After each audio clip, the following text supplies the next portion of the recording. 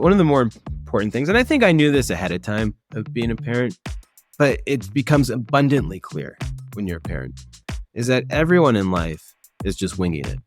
And it's like the president of the United States goes to that White House and they've never been the president before. And they're just probably like, what do I do now? And you realize this as a parent because you're just winging it. Welcome to Startup Dad, the podcast where we dive deep into the lives of dads who are also leaders in the world of startups and business. I'm your host, Adam Fishman. And in today's episode, I sat down with Ethan Austin. Ethan is an impact investor and founder who has built and helped startups for over 15 years. He is currently trying to help build a more equitable financial system by investing in companies focused on increasing the success of middle-class households. He's a loving husband and the father of 3 kids. In our conversation today, we spoke at length about how to teach your kids family values by modeling them yourself, how to find fun in the often mundane parts of parenting, and how to take turns supporting your partner in what they need most. Having lost his father as a young teenager, Ethan has a unique perspective on finding a joy in life and maximizing your time. I would like to welcome Ethan Austin to the Startup Dad program. Ethan, it's a pleasure to have you here today. Thanks for joining me. Thanks for having me. I'd like to assume that everyone on the planet knows who Ethan Austin is, but in the case that they do not, give me like 30 seconds on your professional background. Sure. I went to law school. I went to not practice to the chagrin of my Jewish grandmother and mom. Went out and started a startup, did that for 8 years, got to be on the forefront of crowdfunding, which was a really fun place to be. Did that for 8 years. Eventually, one of our angel investors was the guy, David Cohen, who started Techstars. And when we were kind of done with GiveForward, moved into Techstars and launched Techstars LA and moved out to Denver to do a fintech Techstars. And now I'm running a fintech small VC fund called OutsideVC. All right. Love that. And now you mentioned Jewish grandmother being disappointed in you not pursuing your lawyer dreams or her lawyer dreams. Her lawyer dreams. Yeah. Be clear about that. So let's get in the time machine and talk about Ethan as a young lad. Where did you grow up and what was life like growing up? I grew up in Southern California in Orange County. So I had a pretty, I don't want to say normal. It was a pretty great bit, suburban life. I grew up close to the beach. So it was the 80s and 90s. So you just had a lot more freedom. You'd go, in the summers, you'd ride your bike to the beach with your buds. You'd have to bring like $3 and that would be enough for the day to get across on the ferry, play an arcade game and grab a slice of pizza. And you'd come back at dinner time. And that was summers. And I think about my friends today and like some of my closest friends. I'm going to see one of my high school friends today is coming in from Atlanta.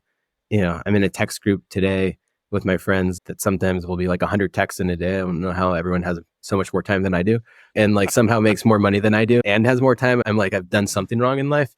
But like, I'm still like very, very close with the people I grew up with, which I feel very, very fortunate, to have and stayed in the same house for all of childhood. My mom just sold that house after being there for 40 years. Wow.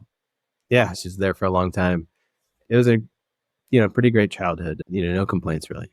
What did your parents do when you were growing up? What sort of work? My dad was a doctor. He was a psychiatrist. And my mom was a social worker, but she ended up being a stay-at-home mom for most of my childhood. My dad was the typical, the 1980s, 90s dad. He worked a lot. He was a psychiatrist. Sometimes I found out later in life, he'd get up early and play a round of golf even before work while it was still dark and commuted about an hour away. And so like, you got to see him at night a little bit, but like, 100% there on the weekends. And, my mom was there all the time for us and pretty typical, I think, 1990s style family. Yeah. I think you told me, did your dad pass away when you were a kid? Is that something that happened? Yeah. Yeah, I know he did. He passed away when I was 13. He had a stage 4 colon cancer. Oh, wow. Yeah. So it was quick. It happened in about a year. This was really hard. And you don't really know it's 100% going on when you're a kid. I was 13 when he passed, which was, obviously a brutal thing. You love your dad. Yeah. And like the worst thing in the world to happen to you. I think there was good things that came from it, right? And of course, I'd do anything in the world to have my dad back. But Sure. like it changed my perspective on life. I think in a lot of ways, it shaped pretty much everything about my Yeah. life and how I've lived my life and like how I've pursued things and the things I've decided to do, going back to like Jewish grandma, not practicing law and doing the thing I wanted to do because I'm like, I don't know how long I'm going to have here on this planet, right? Like my dad died at 49. And so it just made you think about the things I think a lot of people learn later in life. And they're like, oh man, I wish I'd done this differently. I regret not doing this, or I regret not pursuing my dreams, or, just kind of living someone else's life. And I think, having him die when I was a kid and seeing that early on, it's just like, you just got to be grateful for the time you have here. And I think about it as writing interesting chapters in a book. Like when your life's over, do you want to have a lot of interesting chapters and things to write about? Or is it just, I did this for, 80 years? Yeah. Or do you want to be a slave to big law for most of your life? I could not have been a slave to big law. I don't think so. I would have been fired so quickly. I don't think I would have been hired in the first place, but I don't think I would have lasted too long. Tell me about your family now, because this is a parenting podcast. So yeah, what do you got? What are you working with? And my wife, Brittany, I got 3 kids. I got Everly is 6, Ellis is 3, and Libby is 3.5 months. Wow. So we got a little one right now. 3 doing it all again. and a half months. We're going to talk about that in a second. But how did you and your wife, Brittany, meet? We met in a funny way. We met in line for tacos at this place called Big and Littles in Chicago. I was running this startup in Chicago at the time, but I was actually living in San Francisco. This was like a decade before remote work was a thing. Mm-hmm. And my co-founder, she was in Chicago and she was on maternity leave actually. So I was coming back to be in Chicago for 3 weeks. And while I was there, I was at this place, Big and Littles, that had been on diners and drive-ins and dives. And so there was this long line and we got stuck in line with each other for about an hour. I like to say that I swept her off her feet with my vast knowledge of Mexican cuisine. She rolls her eyes every time I say that, but I think it's true. We met then, and like a year later, maybe a year and a half later, we were married. So I was supposed to be there for 2 weeks. And by the 3rd week, I think I'd moved into her apartment temporarily. And then 3 months later, she came out to San Francisco and we moved in together, and nice. It was pretty quick. Yeah. Nice. Love at first barbacoa. So Totally. That's amazing. So I want to talk to you about your kids. And, we just talked about how losing a parent at a young age kind of influenced you in a big way. And there's probably a value system that your parents instilled in you as you were growing up, and then your mom right after your dad passed away. So I'm curious now, with 3 kids and 3 pretty impressionable aged kids, although that 3-month-old is probably a potato at this point, so not learning much. But what kind of values do you live by, and how do you teach your young kids about that value system? Some of my personal values might not end up being my kids' values, but like some of my values, like kindness is probably paramount, and adventure are 2 of the big ones really for me. And I think of it almost like you're running a startup again, right? And like when you're in a startup, nothing matters. You're trying to build a culture. None of the things you say actually matters. It's only the things that you do that actually matter, and like modeling that behavior for the rest of your team, because they're going to do exactly what they see the founders doing. So you can say one thing, it's not going to matter if you do another. So I try to do the same for my kids, but I try to almost exaggerate things sometimes. Like kindness is one of my values, like core values. But we were in Shake Shack the other day, and there was a homeless person in there who was injured, just trying to use the bathroom, and like I just went up and asked him if I could buy him a meal. And I probably, like, if my kids were not there, I probably would not have done that, right? Like I give money to homeless people on the street all the time, but like it's probably not something I would have done.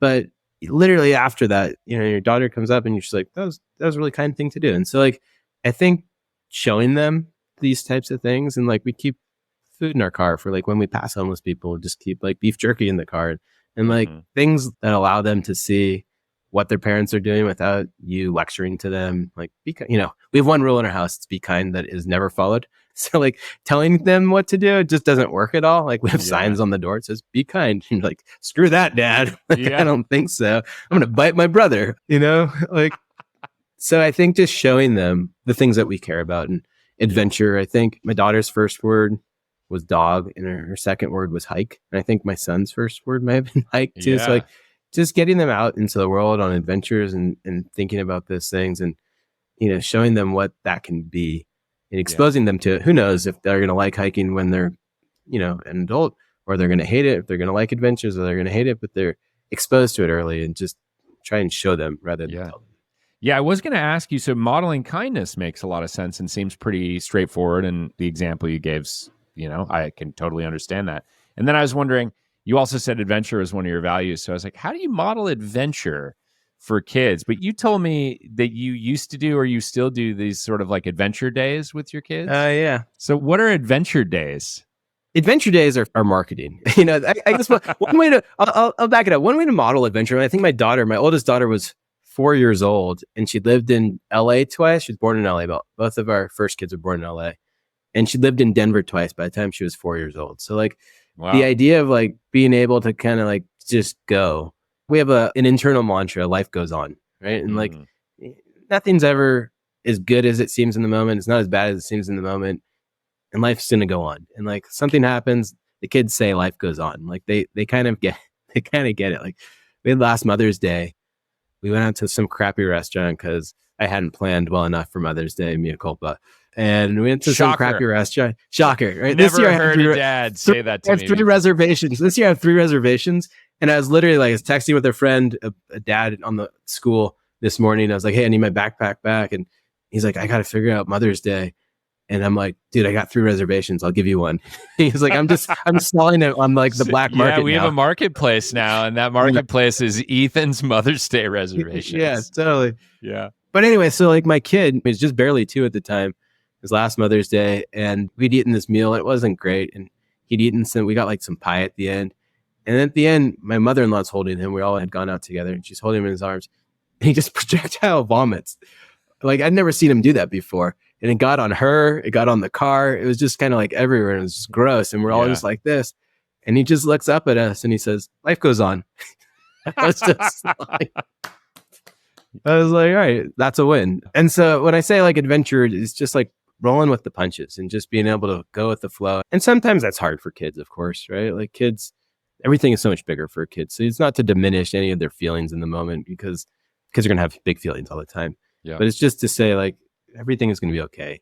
Let's take a long view on things and let's just go with it. Adventure days were marketing. I'd pick my daughter up and, kid up and my son up from school. He didn't go to school till he was 3. And I'd pick her up from school on Fridays, and we'd do the same stuff we were going to do anyway. We're going to go to the park. We're going to go to the museum. We're going to go sometimes to just Whole Foods, right? But you market it as Adventure Day. And so it just feels different, right? It feels this thing. And you look forward to it. And every Friday is Adventure Day. And it's a little bit of a hack. I think I learned it early on from dating, when dating my wife, and we'd go out to a restaurant and you do it on the fly and you spend the exact same amount of money as if you had planned it. Sometimes you're we had this great meal. This was a great restaurant. And I spent a lot of money, and you don't get credit for the date because you just did it spontaneously. So if you plan ahead, it just feels different. So it would become Adventure Day, and we'd go out and do adventures. And sometimes they were, pretty normal, basic adventures, but it just became a day that was special. You mentioned it's marketing. And then I was thinking, I've been doing a lot of research lately about consumer products that have added an enterprise version of themselves. And often that is also just marketing. It's the same exact product. And they've got one feature, and they're hey, guess what? It's our enterprise one. Pay 5 times as much per person. So yeah, love that. It's amazing what a little storytelling and branding can do for some same old content that we're delivering. Underrated, especially with young children and spouses. Yeah. Speaking of spouse, tell me about what your wife does. What does she do for work? My wife is a social worker, and she's done all sorts of things. So she was trained as a therapist, and she did therapy for victims of torture for a while, immigrants and refugees. She worked in a couple startups. She's worked in a startup for addiction recovery. She's worked at a nonprofit that was working in human trafficking. And now she's at another startup that's working with kids and young populations with severe mental illnesses. Whoa. So she always picks heavy stuff. She doesn't pick the light stuff to work on. I imagine that's really hard to compartmentalize. So when she brings that stuff home from work, like how do you all navigate that as a family and as a husband? I'll just tell you, I would be pretty bad at that. I'd say some of them are easier than others. Now is a little easier than the past. She doesn't have the same level of direct contact.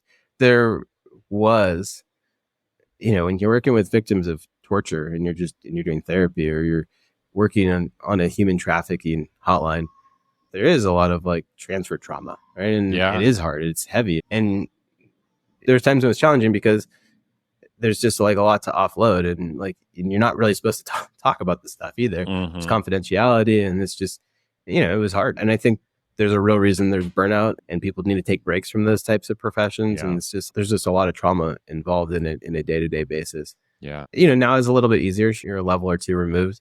It's a bit easier. There's different work stresses, just like any other workplace, but it's more work as startups are hard type stuff rather than, this person is going through something that no one should go through. And I'm witnessing that. Yeah. Well, I wanted to change it on a more positive note. Tell me about the decision the two of you made to start a family. So we waited a while. We waited 4.5 years. My wife was still in grad school and I was finishing up my startup, and we had decided we were going to travel through South America. Something that, again, going to adventure, something that we would not be able to do in the same way with kids.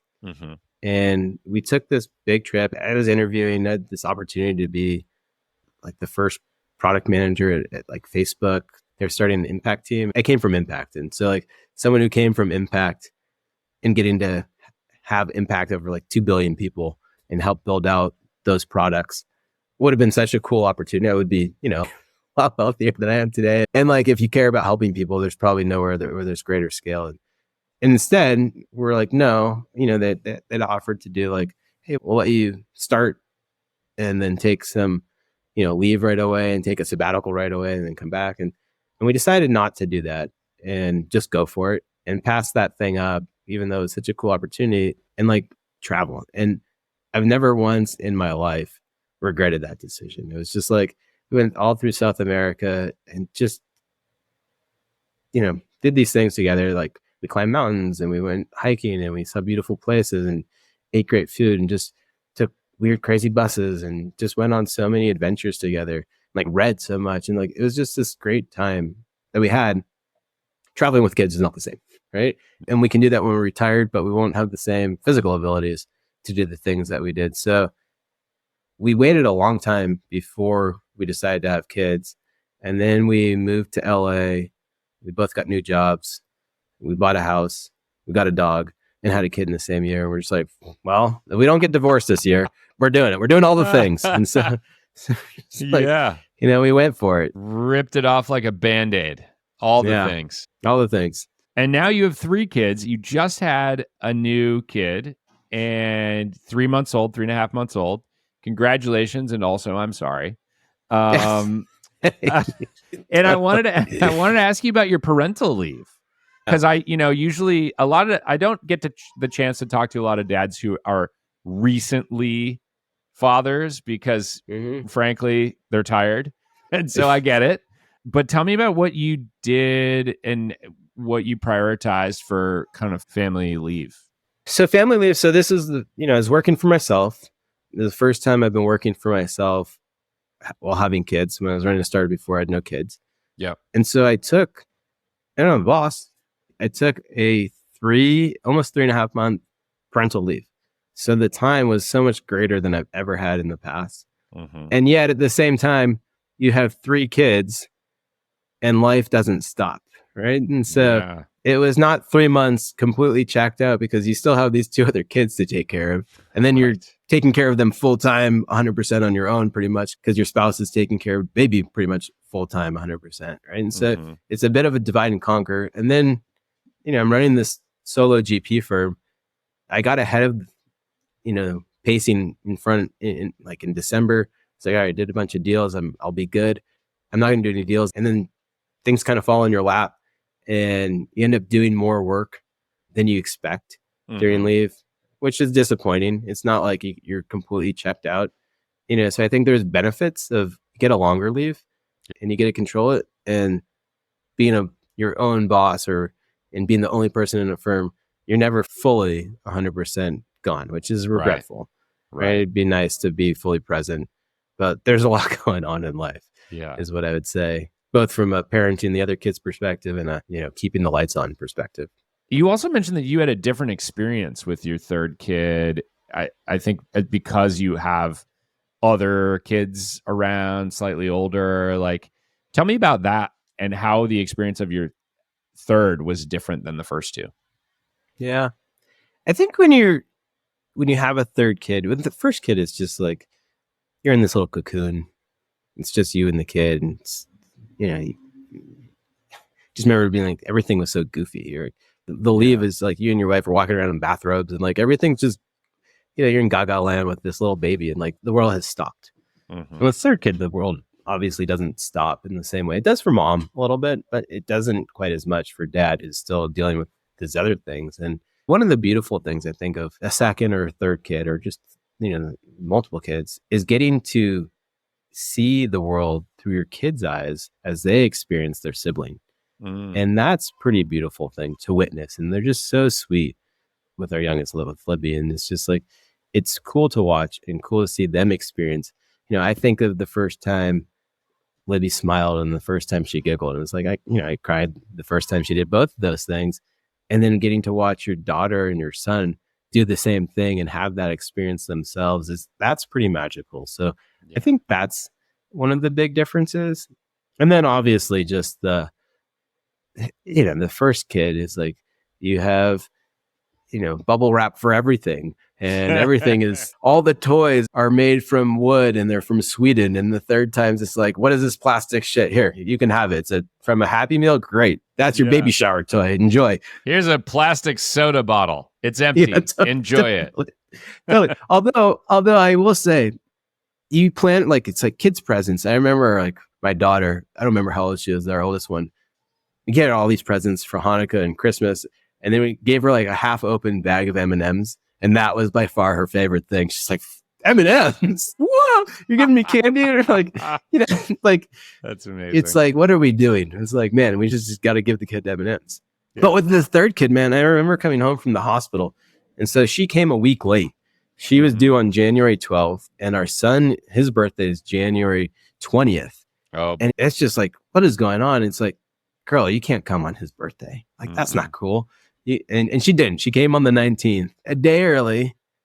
And then it's so crazy. Like, you rush home, we canceled his little mini party that he was going to have. And like, we just did a family thing, but like, you get home on the 20th, I'm running around getting presents out, like trying to like make this a thing for him. He's 3, so he's not going to really remember this, but you still want to do a thing for him. And I remember just handing my baby off to my 6-year-old and like literally run through the door, hand her off. I look back for a second. I'm like, she's got this. And then I'm just running around. And it was like, it's just such a wild thing. Wow. The difference between being a first parent, you have no idea what you're doing, to the third parent where you're just like, here, kid, just take the kid. Yeah. And like, I'm going to go set this party up now. Yeah. And, it was just wildly different in that way. When you're a parent of 3 kids, there's a lot of mundane. So what do you do to find the fun in the mundane? What does that mean for you? Joy is one of my core values too. So like, I like having fun. And I think that kids are this beautiful enabler of fun, because kids' whole life is fun. That's what do kids do all day? They play. That's like literally like they do all day. It's like they're having fun. They laugh 100 times more than we laugh. And like they giggle and they're crazy and they do fun stuff. And I think allowing yourself to be a kid and just kind of like opening yourself up to that is something that if I didn't do that, I feel like, man, I would have really regretted that. I would have missed out. And like, I have this opportunity and, most of the time you're yelling at your God, come on, stop dawdling, stop doing this. But like, if you pause for a second and sometimes you're like, all right, well, if I don't have a reason to say no, say yes. Right. Like, why don't I say yes to this thing the kid wants to do? It's like, you're so reflexively no. Like, maybe it's a yes, and like, let's see where they go with this thing, and that will be fun. Or I honestly think like my kids' favorite things to do, and Nana came to visit, and we did all the things. We did the zoo and the museum and all these different places. At the end of it, I said, what was your favorite thing, Nana? She's like, going to REI. And like when we go to REI, we play hide and seek. Always. Yeah. We always play hide and seek in REI. And it gets ridiculous and it's so fun. And like we have the store associates helping us, like giving clues like your kid's over there or your kid's lost. You should really find your kid. Like we just have fun in the REI, right? And we do no shopping. We don't buy stuff from REI. We just we go there exclusively to play hide and seek. Or even when you are doing stuff, like one of my favorite things was taking my son. It would be everything flips and nothing lasts forever. But like for a long time, every Sunday I'd be taking him to Whole Foods to go shopping, and we would just have the best time. Push him around in the cart. At the end we'd kind of ride the cart like bobsledding around. I'd jump in the parking lot and we'd all ride the cart, or just we'd be singing and dancing, and he'd be throwing stuff up on the conveyor belt to put it up there, and we'd just be goofing around. And like it never occurred to me until multiple people would always be like, "You guys look like you're having a lot of fun." And I think doing the normal things, because you don't have time as a parent to plan out the fun activities always. It's just like, you got to get by. You're just, we're just trying to stay above water, And so like finding the fun in the mundane, I think is necessary because you don't always have time to create the fun or plan out the fun. It's just, that's far and few between when you can do that. You're just trying to not drown in everyday life, I think. Yeah. Yeah. So you just got to work it in to the day to day. I love that. I think you're being intentional about it. I think it's easy to just not do the fun stuff. Yeah. I think to pause and think like, let's do the fun stuff. Yeah. Why not? Yeah. What is it about sporting goods stores like REI that kids just like love so much? I mean, my kids are the same way. Like it's wild. It's like, oh, hey, look, there's a bunch of tents set up over here. You want to go crawl around in some tents for a while? And they love 100%. And it's like they actually have a real playground there. And the kids are like, nah, I'm good. Let's go hide in the sleeping bags. Yeah. Totally. And it's funny when I play hide and seek too, because I had the best hiding spot recently. I was wearing some green like Patagonia jacket. And then I found a hanger full, of green Patagonia jackets. And I hid in there and I just had my arm out like this. And the kids passed me multiple times and I'm giggling to myself. And I see people walk by and people give you the weirdest looks. Like, what are you doing? Yeah. They don't know you're playing hide and go seek with your kid. They just think you're hiding in a bunch of green Patagonia jackets. Yeah, those people clearly do not have children. Otherwise, they would immediately know what you're doing. Totally. So we have fun with it. What are the most surprising things that you've discovered as a dad? One of the more important things, and I think I knew this ahead of time of being a parent, but it becomes abundantly clear when you're a parent, is that everyone in life is just winging it. Mm-hmm. And it's like the president of the United States goes to that White House and they've never been the president before. And they're just probably like, what do I do now? And you realize this as a parent because you're just winging it. And as a kid, you look up to your parents. You look up to them and like, they knew so much. They knew everything. Your kids ask you stuff as if you know everything. And, you either tell them you do, or you go to ChatGPT, or you Google it, or, ask Siri or Alexa. But your kids think you know everything. And then you become a parent and you realize your parents were completely winging it. They had no idea what they were doing either. And it just becomes very obvious that everyone in the world, parents, work, anything, everyone's just kind of trying to get by. No one really has a clue what they're doing. Don't take anyone too seriously. Yeah. I think other things, you realize very quickly you have no control, right? Like you can't control the situation. Your kids are gonna kid, right? Yeah. Like they're gonna be kids. And some days you have a good morning and you're like, oh, I was a great parent this morning. I did all the things right. And you're like, no, it's just that your kid didn't react poorly to the thing that could trigger them in one scenario or another. Yeah. They just didn't react badly that morning. And it's like, there's nothing that you did. It's like, your kid's going to be a kid. And so letting go of control, and then like kids are different too. And I don't know why that one's surprising. Like we all have siblings and like, I know my sister is nothing like me. And yet we're still surprised when our kids are very different. You're like, wow, they're so different. And you're like, well, yeah, your sister's different, makes sense. But we're always so surprised at like how different the kids are. It shouldn't be surprising, but it is. So they'd be surprising to a lot of people. Those are good surprises, even if they seem obvious in hindsight, right? Yeah, sure. Speaking of in hindsight, if you could rewind the clock to the time right before you had your first kid or your second kid or 3.5 months before the third kid, what advice would you tell yourself to ignore that was dispensed or thrown at you? I appreciate this one person at our baby shower. She told us, don't listen to any of the advice. So all of it, ignore all of it. Ignore all of it. I think more so moms than dads. You get beat up as a mom. Like, there's this idea of like being this perfect mom, and dads are kind of just like, I don't know, I think I'm doing a good job. Yeah. Like, Ho-hum. I'm doing good. Yeah, like, Yeah. and like moms get the brunt of this, I think, more so than dads. But just this idea of like being perfect in all fronts, and like it's just so much, and there's so much advice, and there's so much judgment, and it's just like, just ignore it. I mean, I think you give 0 Fs, and like the sooner you do that, and you realize everyone's winging it, you're doing your best, everyone's just trying to do their best, there's no right or wrong way to do this, then just ignore all that noise. I think that's the best advice. We were in this baby class when we first had our first daughter, and the teacher was like a parent and me class, and the teacher said the best baby book has ever been written, it was an anthropology book. And it just showed how all these kids in all these different cultures and all these different countries and far-flung continents, these parents had wildly different ways of raising their kids, and all the kids turned out okay. And so like the dogma that you need to raise your kid this way, or you need to do X, Y, or Z is just such BS. Yeah. It's easy to get caught up in that. Yeah. And I think it's more important to ignore it. So your mantra, the person that told you, was don't listen to other people's advice. But now you've gone through this for 6 years, and you've probably developed your own points of view and principles and things like that. If you could now turn around, and even to the younger you who was told ignore all the advice, if you had one thing that you would tell yourself from 6 years ago, what would that thing be? I think it's just everything is a phase. You're going to go through these things that feel like they're going to last forever, and your kid is going to be terrible, or that you're never going to sleep again, or that they're always going to call for you 36 times after bedtime. Yeah. None of those things last. Totally. My kid one time, it was so funny. I was getting frustrated. He was doing the thing that kids do, like they figure out stalling.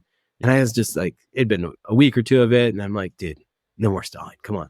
And I talked to him like an adult, which he's 3, which I'm like, I'm like, no more of the stalling. I know what you're doing. No stalling. I'm like, I'm not coming back up.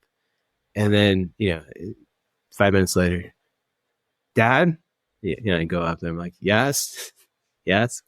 What is it? I'm like, this better be important. You better not be stalling. Yeah. Right? He's like, I'm not stalling. I'm like, what is it? And he's like, I want to tell you a knock joke.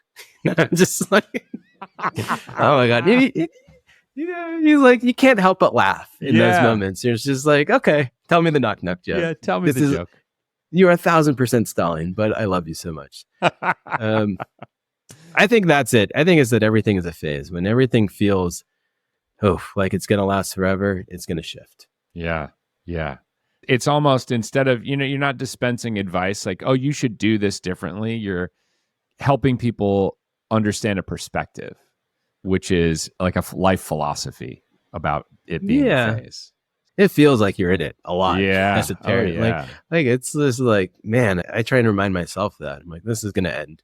Yeah. This hard thing that's happening, because there's always a hard thing. Yeah. It's going to end at some point, and life will ease up. And then the next hard thing will happen. Sure. Yeah. I've picked up a couple of kind of frameworks or guardrails that you've mentioned here around parenting. This idea of showing versus telling and demonstrating the values. You talked about kindness, joy, adventure. And then your story about life goes on, like having this mantra of life goes on. And I love that Mother's Day story, especially because we're recording this just before Mother's Day. With your 3 reservations, it's gonna be a successful one. Totally. There will be hopefully no puke. What other frameworks or guardrails or principles, we call them whatever you want, do you have for parenting? I guess I'd say one piece of advice that I actually thought was valuable. When I was a founder, we brought in this guy, Chad, and he'd been the CTO at Grubhub, and he joined our team. And he was maybe 10 years older. He had kids. I called him Chad the Rad Dad. He was so involved with his kids. He was always doing Boy Scouts and, doing stuff with his daughters and like taking them like to their farm and like just doing stuff, like just very, very involved. And it's just like, a good model of like how to be an involved parent. Yeah. And I didn't have kids at the time, but it stuck with me. And he's like, look, everyone F's up their kids. You just try and F them up as little as possible and let them know all the time that you love them. And that's like 80% of it. And I tell my kids, and like, I think about my own dad. I don't know. It's not something I think I said as a kid, like, I love you. Like, as you know, it's just not something I think that was like part of, my vernacular in a sense of like when I was 13, like being effusive about that. And like, I tell my kids, I love you like 50 million times a day. Yeah. And just let them know that all the time. Because you're going to yell at them and you're going to make them feel bad about stuff. And like, I think if they're showered with love all the time, that they know in those moments when you come down on them for something or you're frustrated or you lose your cool and you're not, not your best moment, that they're still loved and they're safe and they, you're cared for. And I think that was really good advice. Yeah. Chad the Rad Dad dispensing the amazing advice. By the way, I love that nickname. I still call him to this day. That's so good. Chad the Rad Dad. Yeah. We'll probably have to link to his profile in the show notes. Oh, yeah. And people will be hiring him for parenting advice. So what does it mean for you and in your household for partners to take turns supporting one another? This is a thing you mentioned in our prep for the show. I think one of like the keys to like our partnership and like, we're both, fairly adventurous is like giving each other the opportunity to live their dreams or whatever that might be. Mm-hmm. Right. And so like multiple times, I passed up on that big opportunity at Facebook to travel. That was something that she wanted to do. I loved it. It was like the best experience of my life. And then like she moved to Colorado for me for like a work opportunity. She moved back to LA for me for a work opportunity. And then we moved back to Colorado and like we've done these things. And like then when I started this business and I'm not making, a lot of money on this tiny little fund. And she took long maternity leaves, like a year and a half sometimes. And at some point I was like, babe, you need to get a job, like, and it can't work at a nonprofit.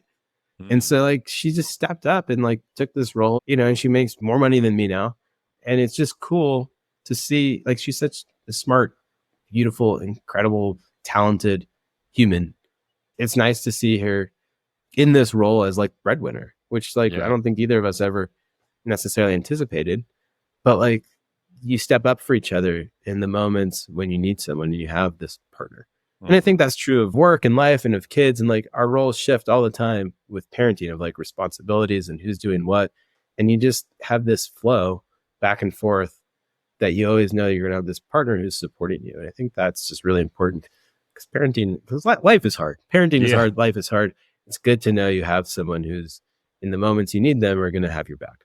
Sounds like you got a great partnership with your wife. I would like to hear what is something the two of you don't agree on when it comes to parenting. There's a number of things. We tend to agree on most things. We tend to get to the same conclusion, which has been really nice. But there are certain things where we're polar opposites. And one of them is naps. Our son still naps. He takes monster naps. He's 3. It's pretty normal. Our daughter napped all the way up until she was like 6, which I don't know anyone whose kids are napping that way.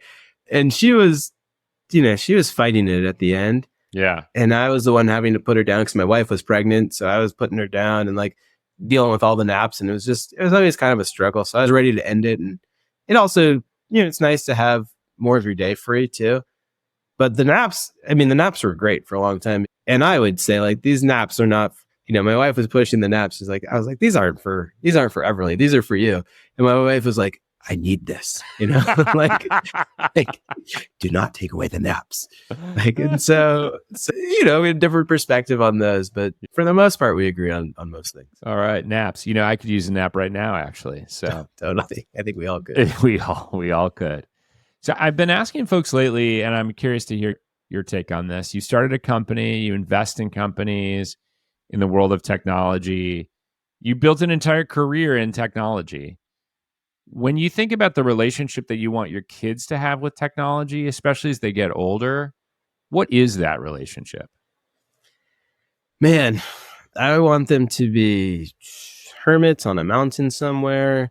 I think of myself and like, I don't have many vices. I went to my 42-year-old annual checkup, and doctors said, what do you smoke, drink? I was like, not really, not on any of these things really. Yeah. This thing though is just like a bad habit, and that thing is addictive. And so like, I hope that my kids are not addicted to technology and their phone in the same way that I am. I don't know how to solve for that, honestly. It's like, I love advice from other parents who figured that piece out. Our kids are still young, and so we don't have to face that question for another handful of years. But we don't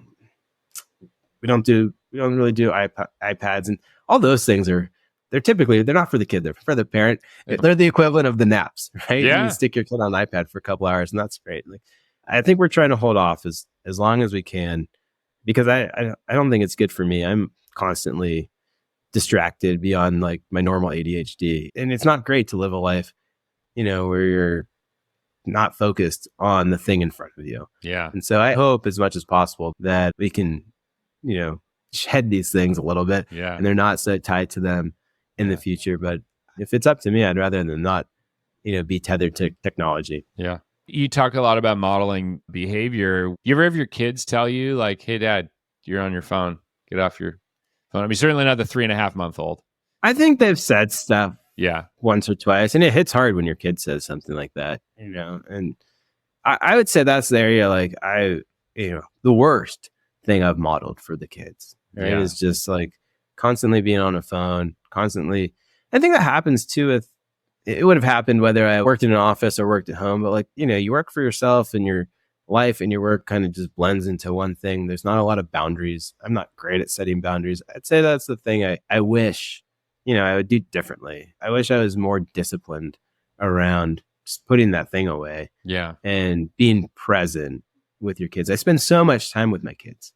It's kind of like what I was saying with leave. I had this luxury of spending so much time with my newborn, but like, you have other kids and you still have some work stuff. You're not always fully in it. And I think that would be my biggest regret. I spend so much time with my kids. I work from home 4 or 5 hours a day with them, but not all of it's like quality. Right. And, you're trying to get them out the door. You're distracted. You're looking at an email. It's just like, it's time. It's not always quality time. And I think if I could do one thing differently, that's what it would be. Yeah. Speaking of quality time, you don't get a lot of it for yourself these days with 3 kids. You're outnumbered in your own house, and you got 2 working parents. So what do you do to recharge your batteries or restore yourself? I'm happiest out in nature. So I try and go for hikes, and I feel like that's where I have clarity and make good decisions and can have like deep thinking, and less so even about work. I don't go for the work purposes, although I think there's benefits to that. It's just, you go because it's where I'm happy. And so I try to go hiking pretty frequently. I'm trying to go once a week. I can get to great hikes within like 40 minutes of my house. So I try to get out there and then incorporate, anytime a founder's in town, I'll take them hiking, which is great. And like, you have like much better conversations over a 3-hour hike than you do over a Zoom. Like, you get to know people at a deeper level. Yeah. It also makes me feel, I'm 42. They're usually like 25, 30. It also makes me feel superior to them because they're coming to Denver and I'm acclimated and they're huffing and puffing. And I'm like, wow, what? You can't, you've been training in elevation. Any other environment, they'd be crushing me. Yeah. But, it's the one chance I get to feel superior. And, I'm trying to keep this power dynamic, this VC founder power dynamic in my favor. Yeah. Yeah. You're like, hey, we're not at sea level anymore. I've been training at elevation for years. Totally. Yeah. No. Yeah. Look at these calves. Totally. I actually wanted to ask you one more thing about hiking, which is, not everybody's into hiking, but I think a lot of people do want to figure out how to do that with their kids. And, getting a young kid to like accompany you on a hike, they can't go very far. They like to whine and complain. How have you like flipped the script on your kids and gotten them to be into it? So let's say you could get 2 miles out of them, but you want to get an extra mile. Sure. We'll do scavenger hunts. And so like, you don't spend that last mile hiking alongside your kid. You spend it going 50 yards ahead of them and finding, I'll take like veggie straws and then I'll put the veggie straw on like stems and twigs and plants and they have to find the veggie. And so it becomes a game. And it's like, again, like injecting fun into the thing when they're tired and whining. And all of a sudden they're distracted and we're playing a game. And so that's been a good trick in the past. We'll do a lot of like climbing And so like we'll get to a place where they'll just like find rocks and just climb. And like they love that. And they'll just go off adventuring, and that's fun. So like anytime they get a chance to like climb, and they're okay, and then you just accept that's the hike. Yeah. It's not going to be the hike that you thought it was going to be. And you did this other fun thing and they were having a blast.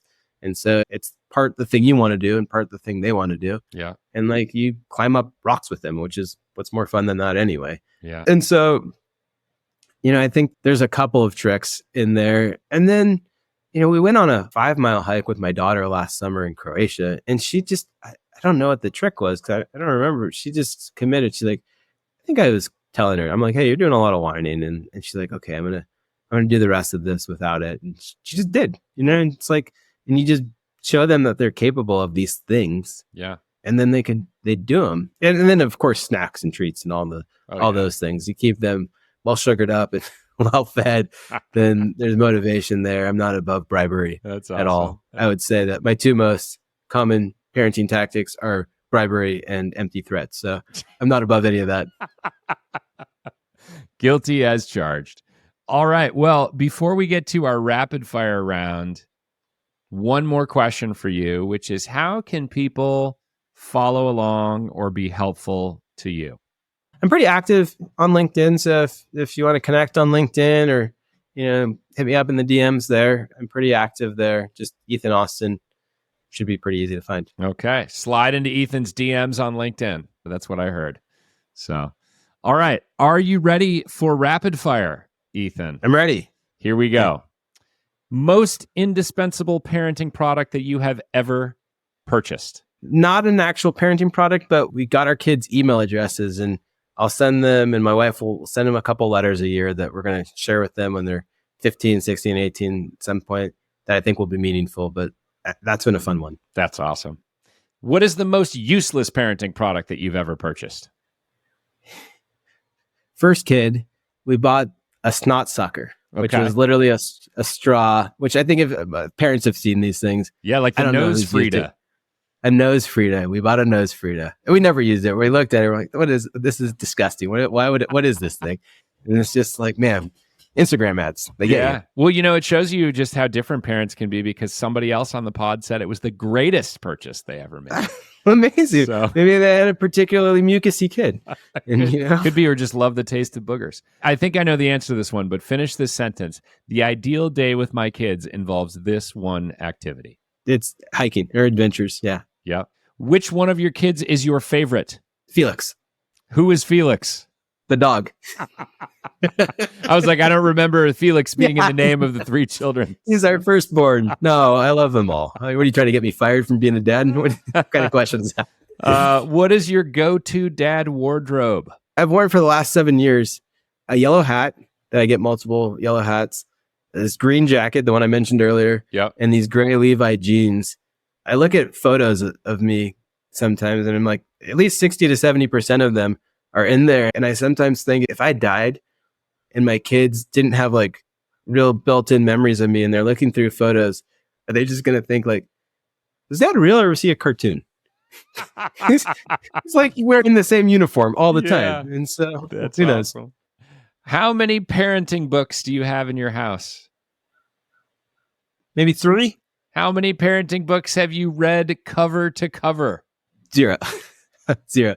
Although Happy Sleeper is a good one. I do like that one. Okay. We'll link to that in the show notes. What is the least favorite age for your kids? I think babies. I feel like someone once described it as being an intern.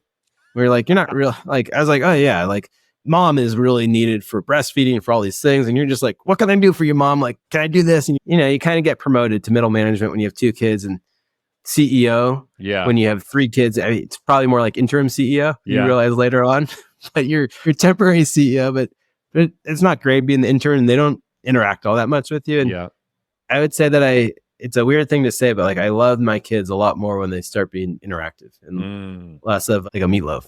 Yeah. Meatloaf. Siki Chen described it as a potato that eats, sleeps, and poops. Yeah, totally. Yeah, that's kind of right. Love that. Meatloaf is another one. We're getting all these good analogies for kids. What is the most embarrassing thing that you've ever done in front of your kids? When my daughter was 2.5, I showed up to her preschool wearing a taco costume to pick her up and acted as if it was normal. And even at 2.5, you could tell she was like, "What the shit, Dad? Like, what are you doing?" And just rolled into preschool and, played it straight. I don't know if she appreciated that or not. Who knows? Channeling the memories of how you met your wife by showing up in a taco costume. Totally. Yeah. Have you ever secretly thrown away a piece of your kid's artwork? Frequently. Yeah. I think the secret is lifting up the trash and putting it down below so that they don't see it, because then all hell breaks loose if they do. Yep. What is the most absurd thing your kid or one of your kids has ever asked you to buy for them? A sibling. Check that box. We did it. Yep. We did it. I know you don't do a lot of TV in your house, but have you ever had to sit through a very painful children's television program? Yeah.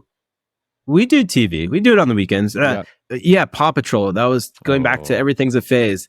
That was a phase I don't want to go back to. Okay. No Paw Patrol for you.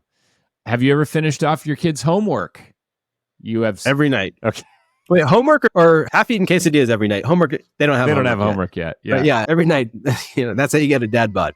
The half-eaten quesadillas. All the beige food. That's awesome. What is the worst or best experience that you have ever had assembling a children's toy or a piece of furniture? So my daughter was pretty happy in a crib for a long time, so we didn't move her out of a crib. I don't know. She was either 4 or 5. It was a long time. Maybe, I can't remember. And it transformed into a toddler bed. Mm-hmm. And she was old enough by the time that we were disassembling it that she was helping with it. So Awesome. She was like unscrewing stuff, which was kind of a funny experience. I'd say that was a good experience, the best one. Yeah, awesome.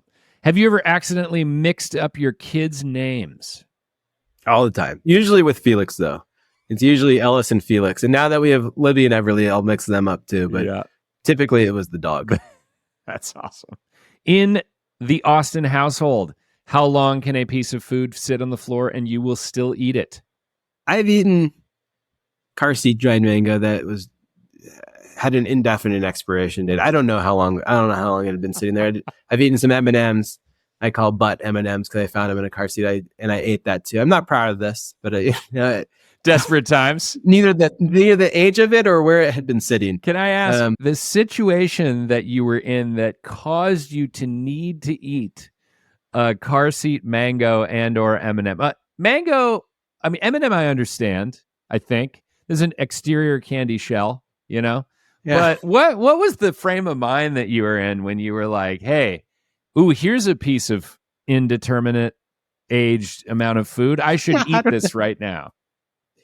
I don't know. Maybe I live in a world of scarcity. Maybe it's like I got to talk to my therapist about this. And, it's inherited from my grandmother during the Depression. And my Jewish grandmother, you got to eat this stuff. I don't really know. Yeah. But it's because you didn't become a lawyer. That's what it is. It was something, It was something that even in the moment, I was like, why did I do that? But I just did. Okay. What nostalgic movie can you just not wait to force your kids to watch with you? Scarface. They're going to have to be a lot older for that one, I think. Yeah, totally. Or a lot of therapy sessions. And finally, you have 3 children and a dog and a spouse. What is your take on minivans? Oh, sexy. Do you own a minivan? No, we contemplated it. My mother-in-law owns a minivan. She lives 10 minutes away and she's the reason we have 3 kids, honestly. I call her Saint Mimi. And the moment we said we were pregnant with our 3rd, she ditched her car. And I think her dream for years has been a minivan. It's like she just showed up at our house with a minivan. And so we get vicarious minivan. Oh, love it. Love it. You get all the benefits of the minivan without the embarrassment of owning one. Okay, well, Ethan, it was wonderful to have you on Startup Dad. Thank you so much for joining me today. This was a lot of fun, and I really appreciate it. Yeah, I had a lot of fun, too. Thanks for having me on. Thank you for listening to today's conversation with Ethan Austin. If you enjoyed the show, please subscribe, share, and leave me a review on Apple or Spotify. It'll help other people find this podcast. Startup Dad is a Fishman AF production with editing support from Tommy Heron. You can join a community of over 10,000 subscribers and stay up to date on my thoughts on growth, product, and parenting by subscribing to the Fishman AF newsletter at www.fishmanafnewsletter.com. Thanks for listening. See you next week.